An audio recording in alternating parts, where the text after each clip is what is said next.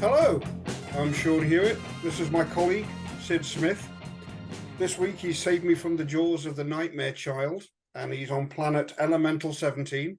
I'm here in Nottingham, and we're discussing today the next big thing, as always, on our occasional podcast. We're going to look back at the year that's about to end, 2023, I think it is, and we're going to talk about the new and old music that we've been listening to the most. And what's your favourite new music of the year, Sid?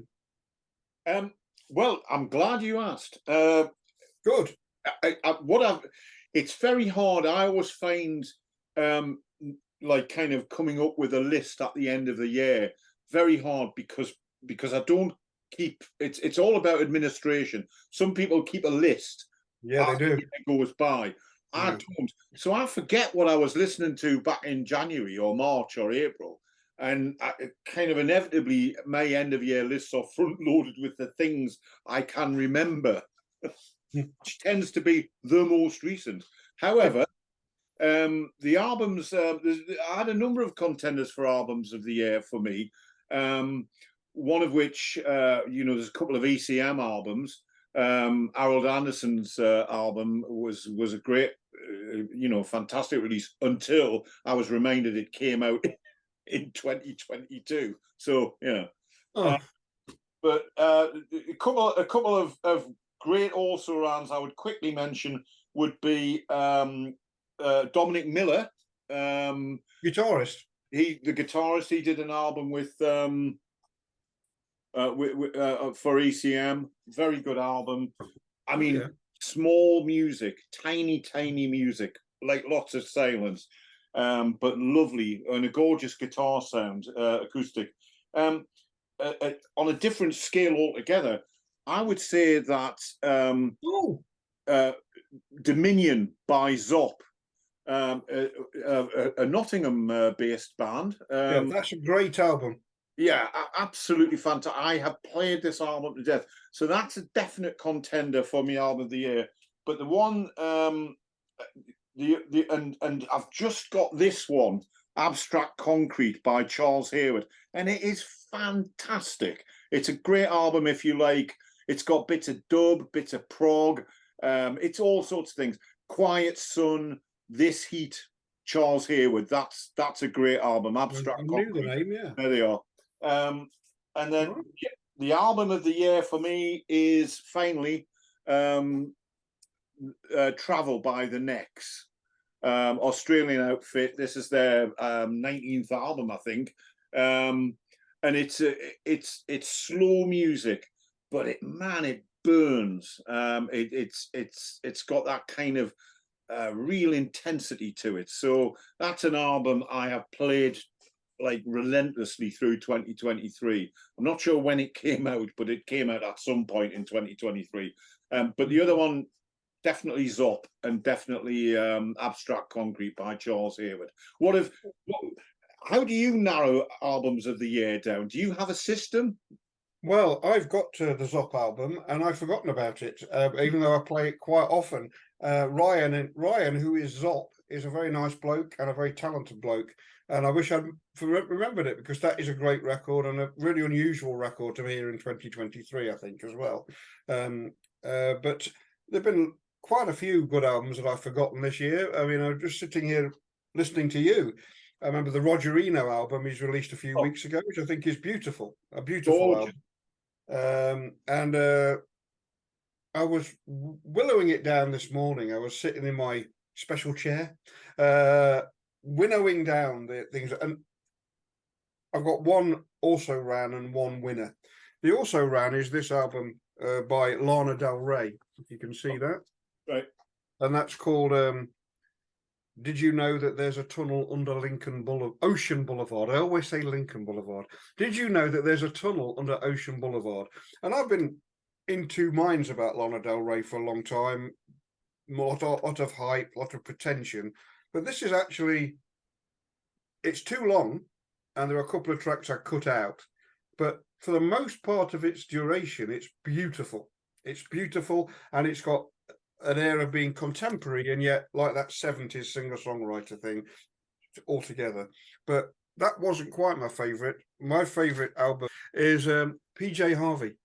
I Inside the Old Year Dying.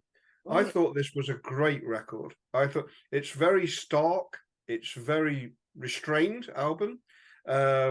Its meaning is based on a series of writer's work, obviously, and I've not really delved into. I just like the sound of it, and I like the sound of her voice.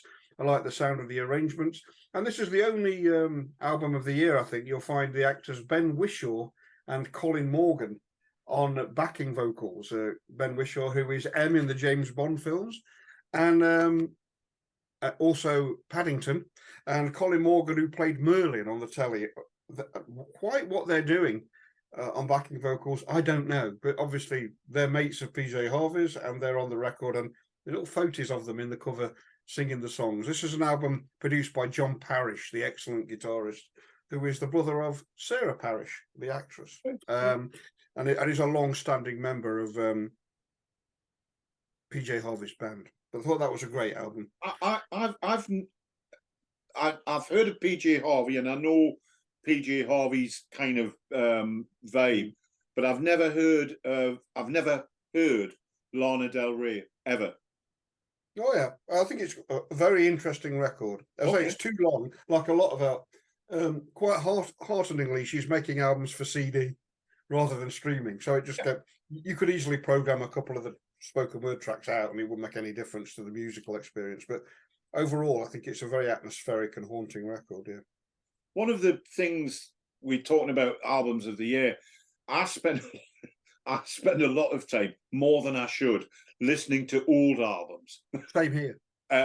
So that neatly takes us into, I suppose, the reissue of the year.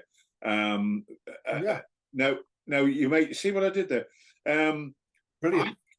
You might have expected me to go with an album that we discussed previously, Larks, Tongues and Aspic. I did expect that. The glorious new 50th anniversary edition. But and I was tempted to go with that because it's just so good.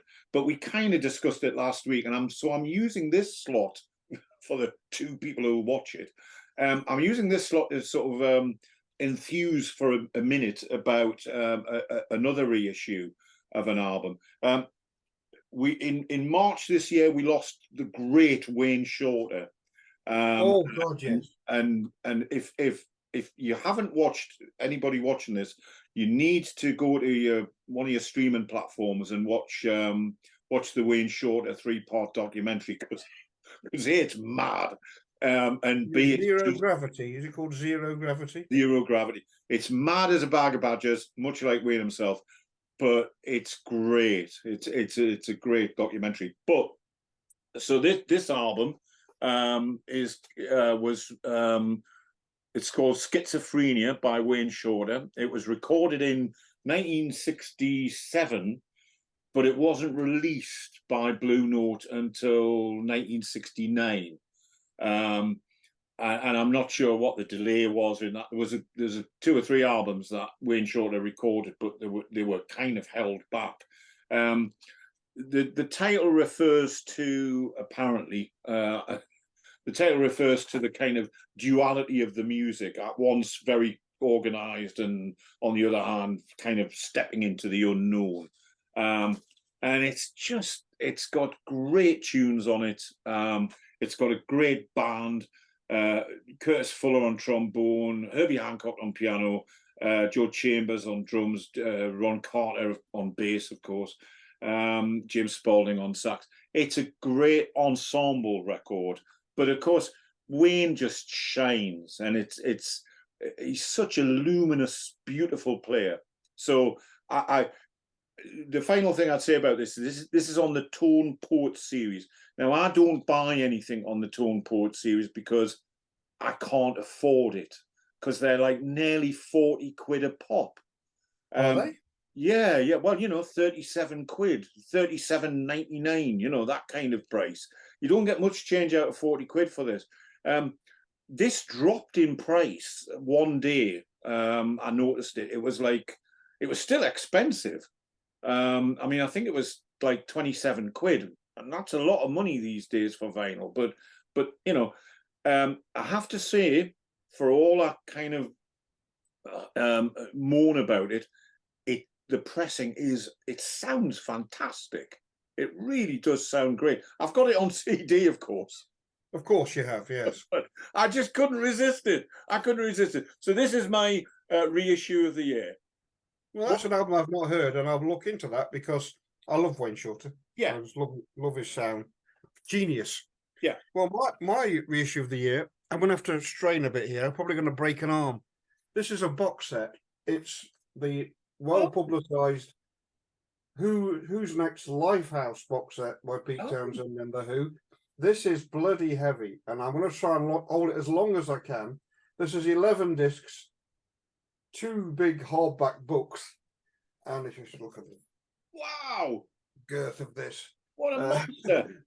It's the biggest box set I've got, I think, and it's got the original album. It's got 2 discs of Pete Townsend's Lifehouse demos, which are brilliant and interesting. It's got a disc of the New York sessions, a disc of the Olympic sessions, a disc of singles and sessions, a double album, 2 CDs of Live at the Young Vic in London in 1971, where they were allegedly trying out Lifehouse, the concept, and a double album of Live at the Civic Auditorium in San Francisco on the Who's Next tour.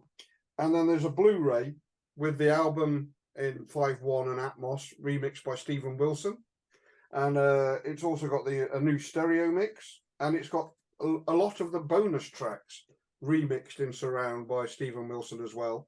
And then there's if you look in this, there's a massive 100-page hardback book with all the notes you need, notes by Pete Townsend and several other writers about Lifehouse, track by track annotation, a massive 170-odd page hardback graphic novel telling the story of Lifehouse, and a folder of memorabilia, including 2 tour programs and all that sort of stuff. I think it's one of the best compiled and best organized and best conceived examinations of a single album I've ever encountered. I've got quite a lot of box sets. Yeah. This is magnificent, and it works as music and as historical archive.